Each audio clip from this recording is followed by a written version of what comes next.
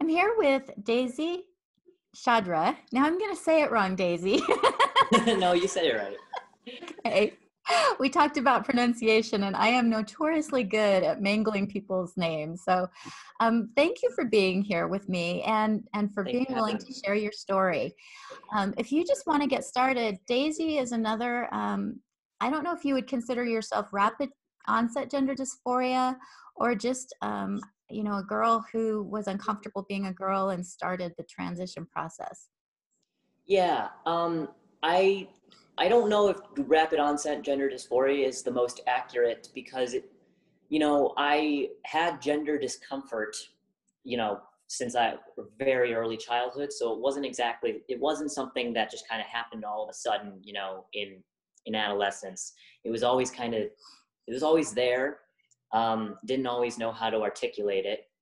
And then around 2013, I think, is when I started hearing about like alternative gender identities like genderqueer and gender fluid and things like that. And I thought that, okay, that's, I was really excited to hear that because it sounded like me and it sounded like my feelings were being reflected. And so I was, sort of passively identifying as that. And then it was not around like till 2015 where I actually considered like, I'm still uncomfortable because people still see me as a girl. Like this gender queer label isn't really doing much for how people perceive me. And I want to be perceived as masculine all the time. And so I was like, well, why wouldn't I just transition? I mean, that was also around the time that I started hearing about other people who were transitioning. And I did give it a lot of thought. It's not a choice I made flippantly at all. But yeah, at the time I was like, I don't really see any other solution to how to solve this. I've never been comfortable being a girl, so why would I feel comfortable being a girl in the future? And And so, how old were you when you sort of decided you were going to go ahead with the transition?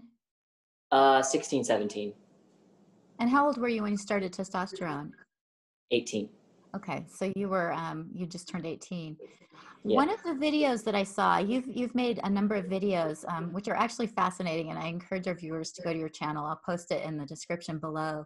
Thank But you. one of the videos that you made that just broke my heart was that you were talking about yourself when you were, probably 8, 9, 10, that you just viewed yourself as ugly and stupid.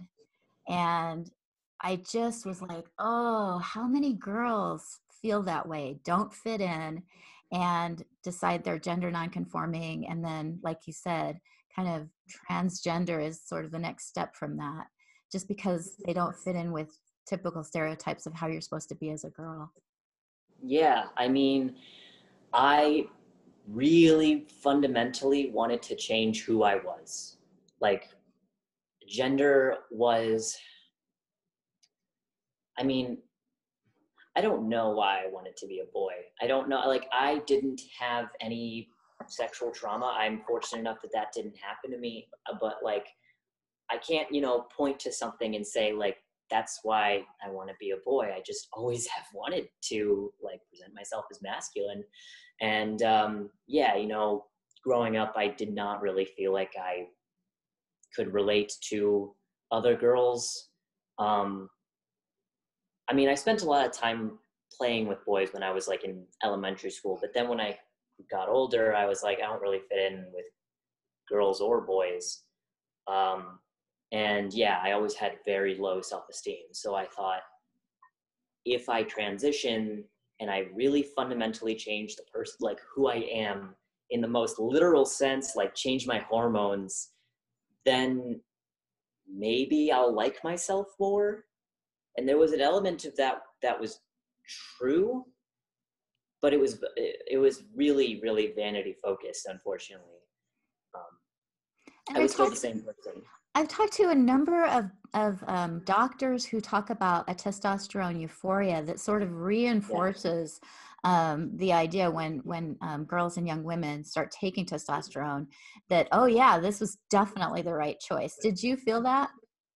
Yeah, I mean, when you go on T, you get like a lot of energy. You feel just a lot more energetic and like and masculine. You have a little bit more of a masculine temperament. And, you know, people talk about gender euphoria.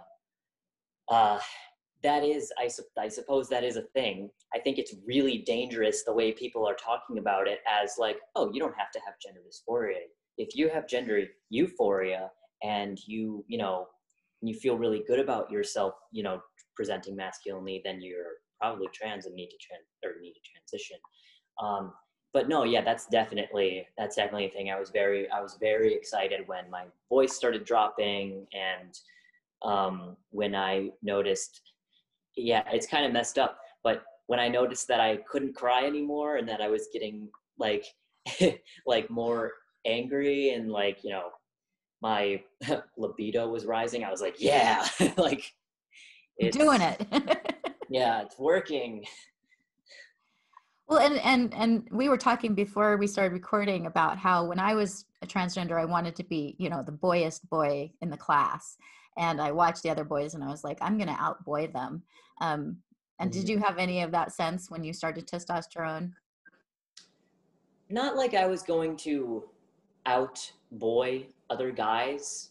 Like, I knew that I was going to be perceived as as not the most masculine guy. I mean, I'm a very small person. I am not really interested in most things that guys are interested in. So I knew that I was probably going to be perceived as like still not your average guy, not like super guyish. And so I kind of felt like I needed to compensate for that in other ways. So I changed my mannerisms. Um, Masculine mannerisms, you know, like, I don't know. I even now, like, as I'm slowly detransitioning, and like, and I don't think I'm doing this consciously. I'm like my partner has told me that I carry myself differently. Like my posture is better. Like my mannerisms are just slightly different. I mean, I don't think that I'm doing that to, you know, as sort of this neurotic, socially anxious thing. I think that it's something that's legitimately happening. But I did want to be as masculine as I could be, but I also, you know, was accepting that, like, you know, I'm not going to be the most masculine guy around. I wonder with your mannerisms changing now, if it's that you're more confident as you're accepting who you are and not trying to run away from yourself. I mean, I think so. I've really have never felt more secure in who I am in my entire life since I decided to detransition. Wow, So, that's a powerful statement. Can you describe a little bit the process of getting on T, the kinds of changes that you noticed, and then what it was that made you decide to detransition? yeah, so I went on T when I was 18. I went to this like LGBTQ health clinic in Chicago, and yeah, I took the informed consent route, and yeah, a very common thing that I hear, especially like, you know, in the United States and in the Midwest area, is yeah, I got it first meeting that I went there. I talked a little bit about my dysphoria, but I kind of knew going in that they were going to give it to me within that meeting, um, because, you know, I looked the part. I looked like a trans boy. I talked like a trans boy. Like things that I said were very typical. I mean, it's so easy to just like, I mean, I'm not saying that I was not being truthful, because again, I did have social dysphoria, not physical dysphoria. But yeah, they just wrote me a prescription and gave it to me, and I actually did my first T shot at that meeting. So I was on T for 3 years without any second thoughts. I was very confident the first like 3 years of transition. And then around like April of 2019, I, you know, started thinking about my future more seriously and what I really wanted to do with the next like 5 to 10 years of my life. And the thing that is most constant, that has been the most constant in my life, is that I want a family. I want to have children. I've always known that I've wanted to have biological children. It's not that I'm it's not that I'm closed off to the possibility of adoption, but I want to have that experience at least once in my life. And then I was like, well, you know, yes, there are people who are trans who have children, but do you want that? Like, I mean, having a kid is going to change you so much. Like, you really think that your identity is gonna, like, that upholding your identity is gonna be worth any complications? So that was one reason why I started having doubts. That was the most, practical reason, I guess. And I stopped tea because it felt like there were no changes that were going to happen. And I kind of felt like I was just bringing myself one step closer to the possibility of sterilizing myself. So I was like, no, why would I keep going? I'm just going to stop. And when I stopped, I had already been having all these other doubts about my transition. And I think the moment that I decided to stop tea was the moment that I was like, yeah, I don't think I'm going to go back from this. Like, I think this is it. I'm going to detransition. And that was like 6 months ago. Wow. So did you have top surgery? Yes. You did. So how old were you when you had top surgery? I was 20. And how do you feel about that? I mean, I don't feel that much agony, but I do think I want implants at some point, just because I think it would make my life easier. Like, sometimes when I go in girl mode or trying to present female, I will wear like a bra with like these cushions in it that were meant for, women who have had mastectomies. And like, it's like, yeah, over clothes, it works. But there's something fraudulent about this, how it feels. Getting implants is not something that I am trying to actively plan right now, but I do think it's something I want maybe in the next 5 years. I don't really feel that much like pain over it. I don't know. I don't really regret a lot of things because I think of my choices as like things that needed to happen to bring me where I am. So it's like, I wish I hadn't done it, but I, have to deal with it. And yeah. You can't go back and undo it. So living with it as part of your journey probably makes a lot more sense than regretting. Yeah. I mean, I totally understand why people regret it. I mean, it does suck. I wish I hadn't done it, but I'm not like crushed with regret over it. I'm not really sure why. I mean, it seems like it's a really big thing that I did, so I should feel pretty bad about it, but I don't know. It was what I really, really, really, really wanted at the time.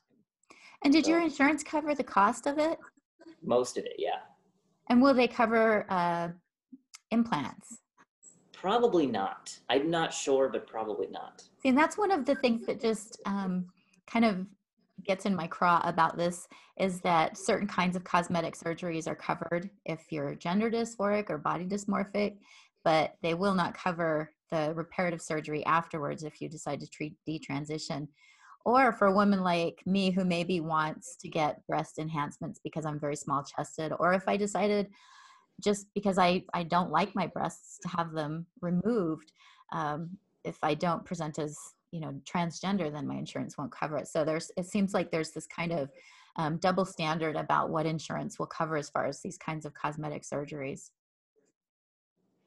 Yeah, well, I mean, I think it probably has to do with the fact that there is a mental condition connected to getting top surgery, and you could argue that it's necessary in order to treat the condition, but that's kind of impossible to say. I mean, I'm someone who would say like, yeah, I mean, maybe for some people it is necessary for them to have it in order to function in their day-to-day lives.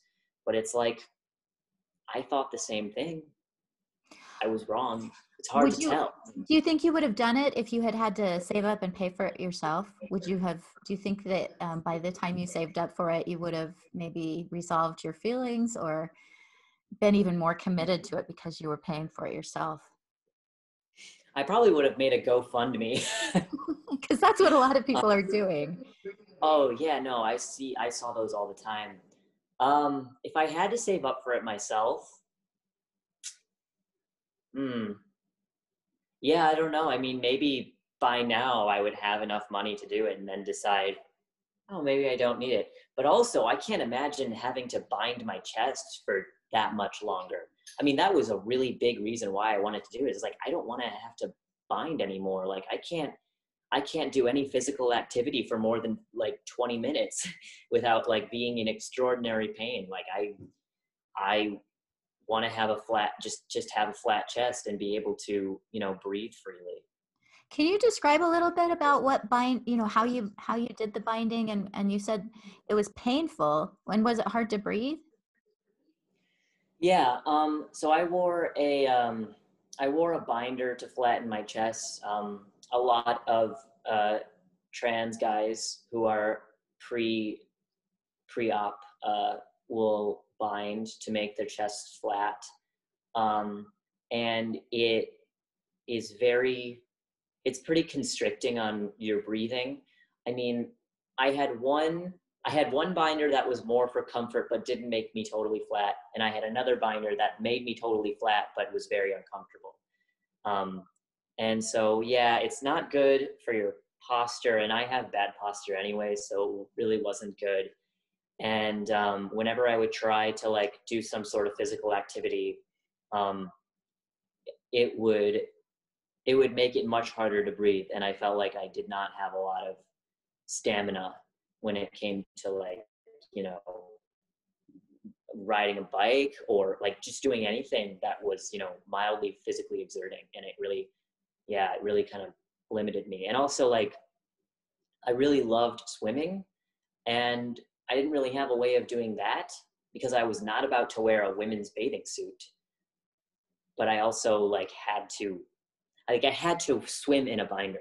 And so I was looking for like swimming binders, and I like found a couple, but it's like, and then I would wear a shirt over that, because if I was swimming around other people and they saw me wearing a binder, they would probably think that's a person with boobs. That I like just couldn't be seen as someone who had XX chromosomes. It was just could not happen.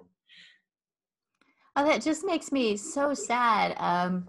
Thinking about the difficulty in breathing and doing activities, and the self-esteem aspect. And I think now with COVID going around, women who are binding their breasts, girls who are binding their breasts, could be at higher risk for respiratory infection if they're wearing breast binders, because they're not going to be able to breathe as deeply. And if they do develop a cough, they may not be able to cough as effectively. So these are, it is a significant issue if people are, if someone feels so uncomfortable that they feel like they have to be able to present as completely flat. That's true. Yeah. I was really neurotic about that.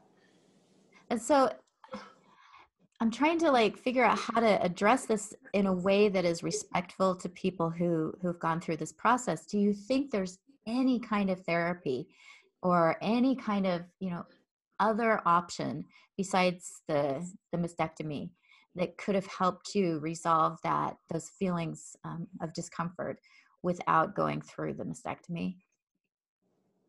At the time, I think I probably would have benefited from like some kind of some kind of therapy that helps with gender dysphoria and just how to deal with it with the resources that I mean, when I say like therapy that helps you deal with gender dysphoria, I'm not talking about therapy that teaches you how to cover up the things that you're dysphoric about. I'm talking about, you know, I don't know. I don't know what it would look like, something else, something that basically, I mean, you would have to go to this therapy on your own, like voluntarily. I'm not for people being forced into therapy. I'm saying like, and I think, yeah, I did not want to be trans for a while. I did not want to be gender dysphoric. And I was like, if there was some kind of treatment that I could do that could just make me be comfortable with my sex, then I would do it. But there was no such thing as that. It was called conversion therapy, which is just not accurate. Yeah, and actually that's how I got involved in this, is because they were passing what they called conversion therapy bans. And as I was reading through the bans, I was like, this is the kind of therapy that helped me when I was a kid that they're trying to ban now, and that is illegal in a lot of places. And it really enrages me that, especially little kids are now prohibited from getting therapy that could help them resolve these feelings. And instead they're being pushed to medically transition, which is the only treatment now. Yeah, my therapist at the time, I could kind of tell that she was generally against me transitioning, like didn't think it was a good idea, but she couldn't say anything because she was worried about losing her job. And that makes me so sad, because I think that cognitive behavioral therapy, which is really effective for OCD and other kinds of body dysmorphic disorders and anorexia, is a kind of therapy that could be very effective for people who are gender dysphoric.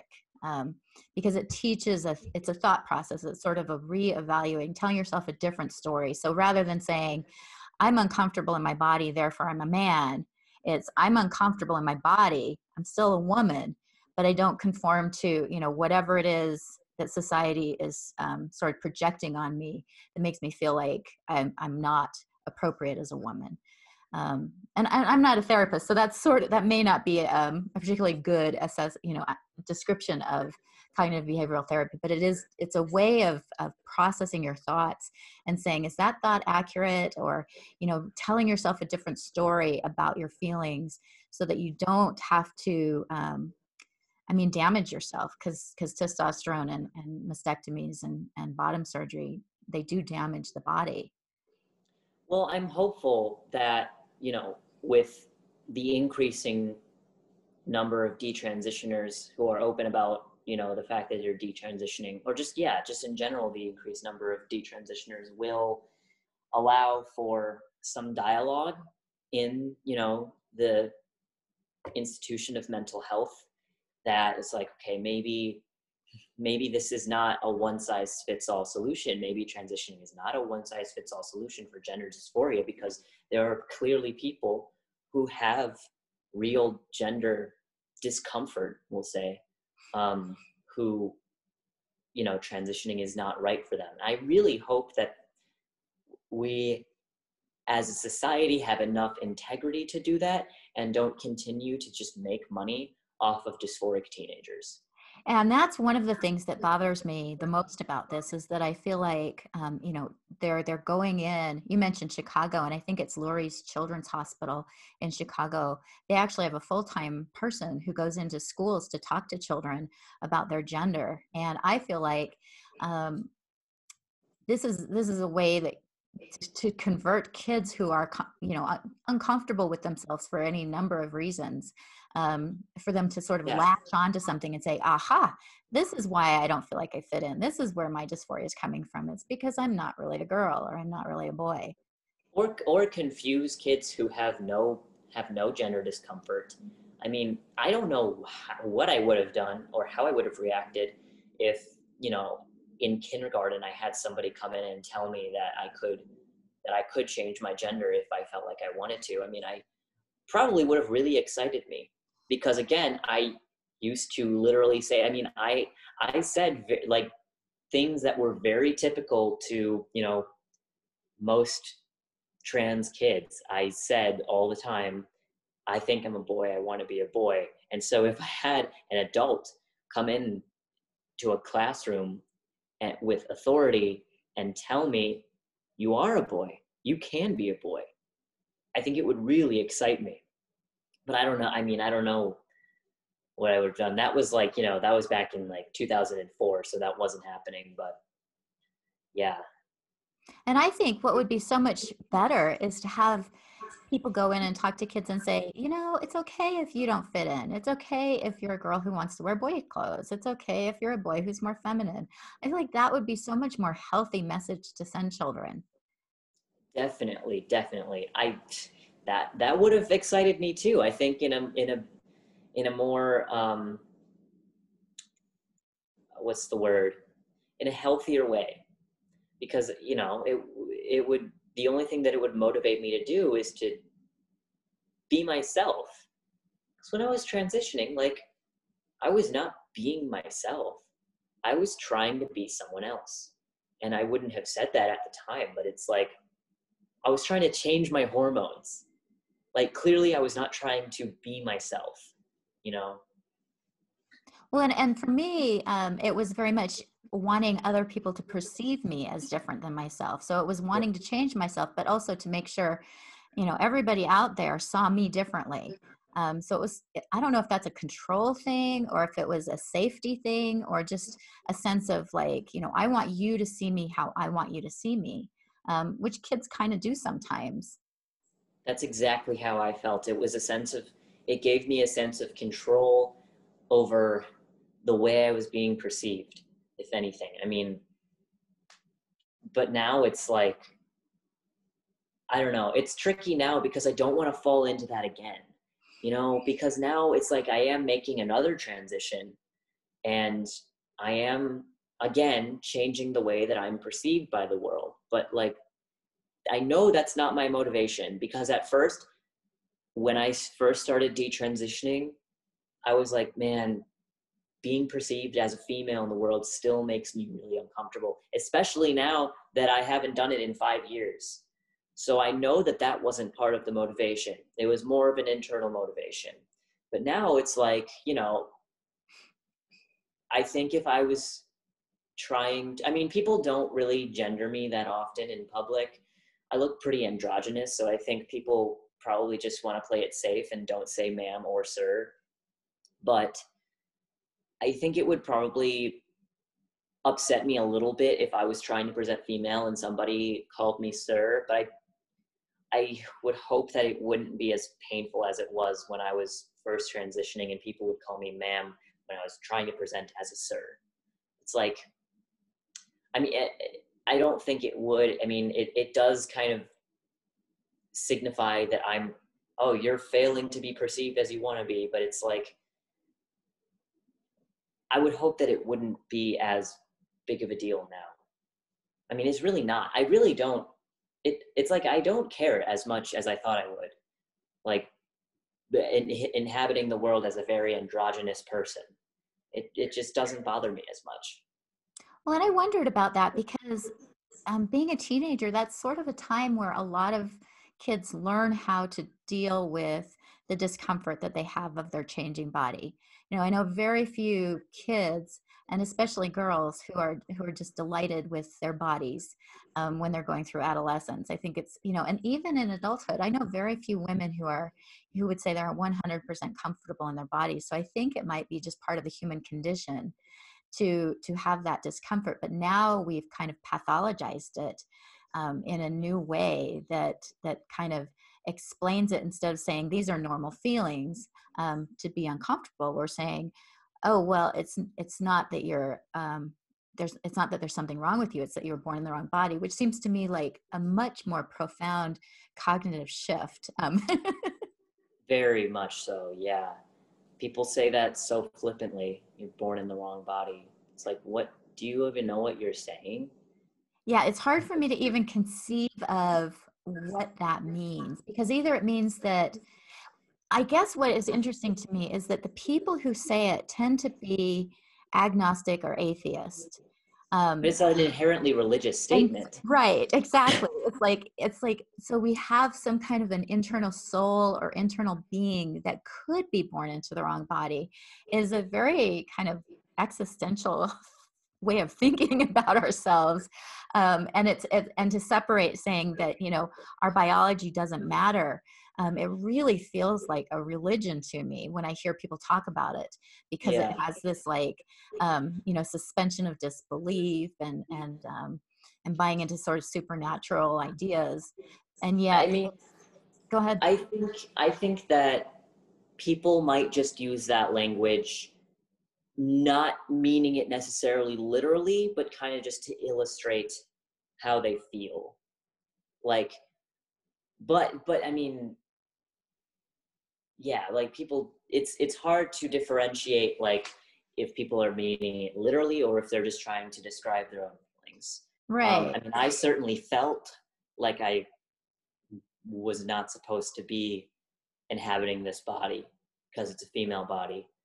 I don't know if I would have said that it was, you know, like literally I was supposed to be born in the wrong body, but it was my justification, I guess. And it's the way that, I think it's the way that people justify themselves to have other people understand them. It's like, how would you feel if you had, you know, the psyche that you have right now was exactly the same, but it was in like the opposite sex body? Well, that's how I feel.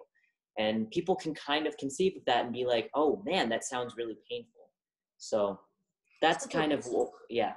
kind of describing our pain. Um, However, it does sort of give it a certain privilege over other kinds of dysphoria. Yes, yeah. I think that I think that statement is very, very commercialized, overly commercialized, and sensationalized in a lot of ways. I mean, think about Caitlyn Jenner. I mean, Caitlyn Jenner used, I think, this same similar language, and when Caitlyn Jenner blew up in 2015, there was this sort of like social trans explosion where just like a lot more people started going down to the clinic and transitioning, and a lot more people started identifying as trans, and a lot of girls that I went to high school with who were always like sort of androgynous, I remember thinking like, yeah, she's probably going to transition in a few years, and then sure enough, I was like, yep. She'd be like, oh, I go by they them now, and then like 6 months later, they'd be like, oh, I go by he him now, I'm going on T. I'd be like, I knew it. It's like, yeah, I knew this one person who I transitioned before this person, and I remember them specifically telling me like, I'm really comfortable being a woman. And like, she was a really like kind of, she was very gender non-conforming. Like she would sometimes, she had like kind of a masculine build and like would sometimes wear dresses, and she just had like a very masculine essence. Um, and like sometimes she would dress more masculinely. She was super androgynous. And yeah, they're on T now.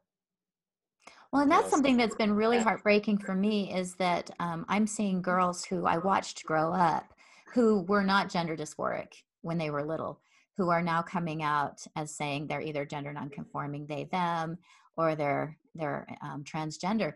And it's really hard having watched them when they were little. And I know what gender dysphoria looks like because I had it.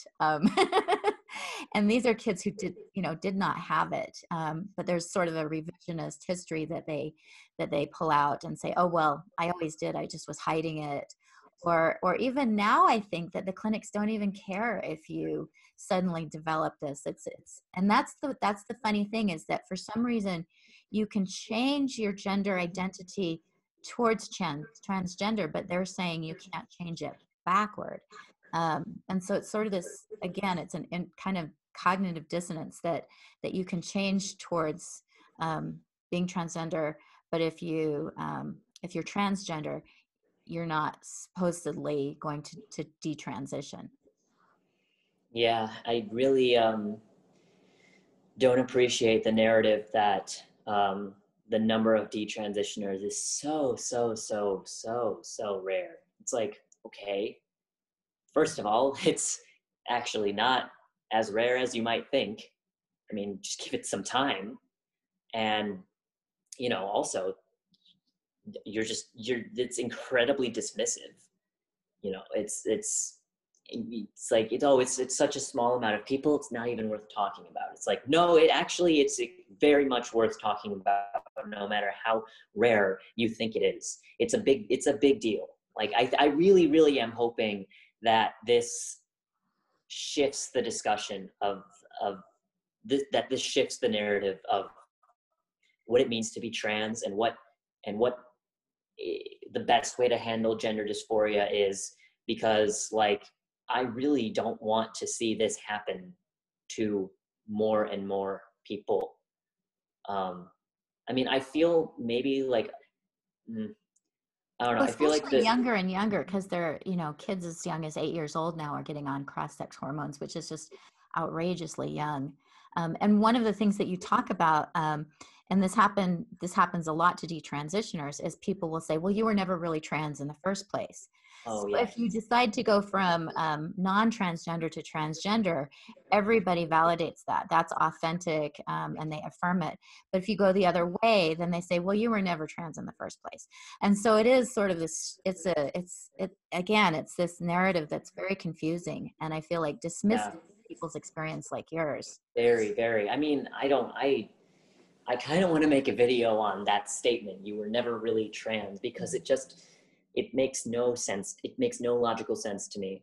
It's way too essentialist. It's like you have some kind of essence of being trans. It's something that's innate within you. And if you detransition, then clearly that was never innate within you. I don't think that I mean, I think maybe gender dysphoria has some kind of innateness, but I mean, gender dysphoria doesn't necessarily mean that you are trans. I think of trans as a state of being. I identified as a guy. I went on testosterone. I had top surgery. I lived as a guy for 5 years. I was trans. Like Yeah. I was, in every sense of the word, I was trans. I don't see how I was never trans, or how I was always cis, which I hate. I didn't get why people hated that word. I'm like, what? You're just not trans. It's like, I no, I cannot call myself cis now. No, I hate it because I don't, like you said, not everybody with gender dysphoria decides to transition. Some, and I would say a number of the people I've talked with, they still have remnants of gender dysphoria, and I still do. I mean, even at my age, there are times when I'm just like, I do not fit in with the girls. I am not, or people will say something like, wow, you're really different for a woman, or, you're not like any woman I've ever met, because I am quirky and I don't, fit into, I don't follow the social norms that most women do. And so that sometimes does produce this gender dysphoric feeling that, it's not nearly as strong as it was when I was a little kid, but it's this sense of like, oh, I just don't fit in. And I could really fuel that and decide, well, I'm transgender, or I could say, yep, I'm having those feelings again. I need to like kind of manage that. Yeah, I mean, I I like the idea of being a different, kind of woman.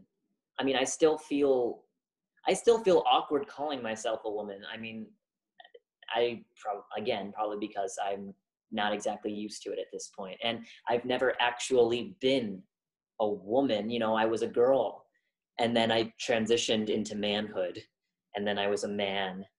Um, but it's like, yeah, um, no, I like the idea of being a masculine woman. Like, I don't want to be feminine. If I tried to be feminine and like, that would be forced. That would be inauthentic. Like when I started, I'm kind of changing my wardrobe. I don't plan on wearing like totally masculine clothes. And some people were like, well, don't try to, you can wear whatever you want. I'm like, yeah, I want to wear women's clothes. I want to wear androgynous women's clothes. Like women's fashion is just more interesting. Men's And fashion it is so fits boring. better. It fits better if you're a woman. Yes. Yeah, exactly. I'm not buying like, flowery dresses and skirts. Like I'm not gonna do that. Um, but I did when I first decided to detransition, because I felt that sort of haste to be like, okay, what am I gonna look like? Like if I just went full out, like all out girl, what would I look like? So I ordered this like really, really, really girly like dress and a wig. and this makeup. And I put it all on. And of course I looked in the mirror and I was like, I look like a clown. It's like, obviously, I was not going to feel comfortable with that. I just wanted to see how I would look.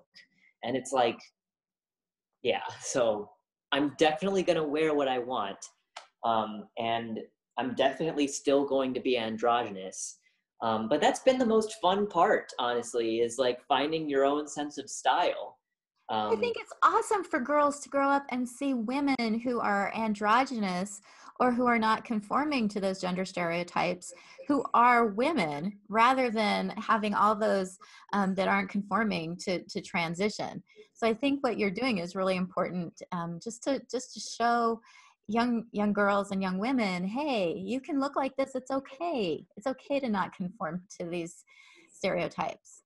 Yeah, exactly. As we're finishing up here, is there anything that you wanted to talk about that we didn't get a chance to cover? Yeah, I would just say transitioning it's kind of a really dangerous thing to do no matter what.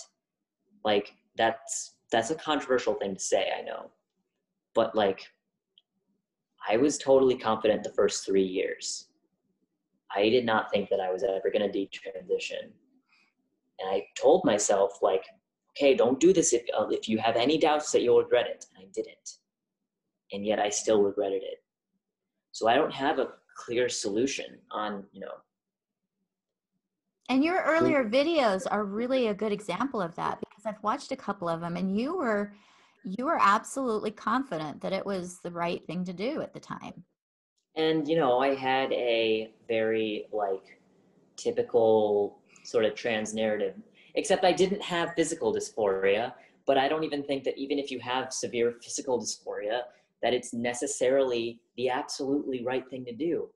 And that's really hard because people are suicidal over this kind of thing, like On both severely sides of suicidal. it. Yeah, I'm Yeah, hearing, however, the research that I'm seeing, and there was just recently a new research that came out by Brandstrom and Pachinkas in Sweden, and it's showing that the suicide rates are actually higher for those who medically transition, who use hormones and surgery. And what it is that we talked about the euphoria for about 3 or 4 years. They're actually happier, and then there's this, like, decline in their health and their mental health, and they become more suicidal, and so yeah, so I hear suicide being used as a justification for all these efforts and medicalization of those with gender dysphoria, but it really is looking like, and I think it's as you said, and I've felt that when you have someone who's trying to run away from themselves and you help them run away from themselves, that might help in the short term, but in the long term they're still going to have to live with themselves, no matter how much they sort of try to exactly. trick themselves or trick others. Exactly. It's, saying the words, you will always be female no matter what, it made me so mad when people said that because I knew it was true. And I would say, like, you are just being transphobic.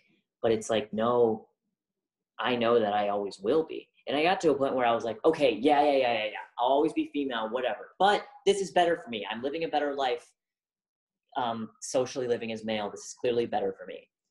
The thing is, and this is what I was going to say before, there is always a feeling of being incomplete. There's always going to be this really, I'm not saying for everyone, but for me, I knew that feeling of dissonance between my physical body and the life that I was living, it was not going to be reconciled if I continued to do this. So when I accepted myself as female, there is this huge sense of relief. And it's like, yeah, I was on testosterone and I have a deep voice. Yeah, I don't have breasts, but like, I'm a female and I'm living that out, and I'm not going to be ashamed of that or try to run away from that. And that's why I feel more secure in my identity than ever, because even though I still feel awkward calling myself a woman and calling myself Daisy, like, I know that I will, mostly get over that. I mean, maybe I'll always feel awkward about it, but at least I have this sort of reconciliation and completion that I knew that was like just destroying me in the first few months of having doubts. Um, so yeah. Well, thank you so much for sharing your insights and your story, and you seem really well grounded. I'm excited for you, and I'm really thankful that you got off the testosterone before it damaged your ability to have kids. Because for me, that's been I don't think that I've mentioned this in very many videos, but um, I still had a lot of body hatred into my young adulthood. And when I had my daughter and they put her in my arms, it just, like, for the first time, I was like, his body, it's okay. Yeah, yeah, that must be such an amazing moment. Yeah. And then looking at my daughter and just being so thankful. And every time I look at her, I think, all those feelings that I have sometimes where, I don't fit in are just completely resolved when I look at my daughter and think, yeah, I'm Mm, so glad to be the mom. that's so beautiful. Yeah. And I would love to follow up with you in a couple of years, see where you're at, if that's okay. Oh yeah, Yeah. definitely. All right. Well, thank you so much, Daisy. Yeah, of course. Thank you for having me. Uh-huh.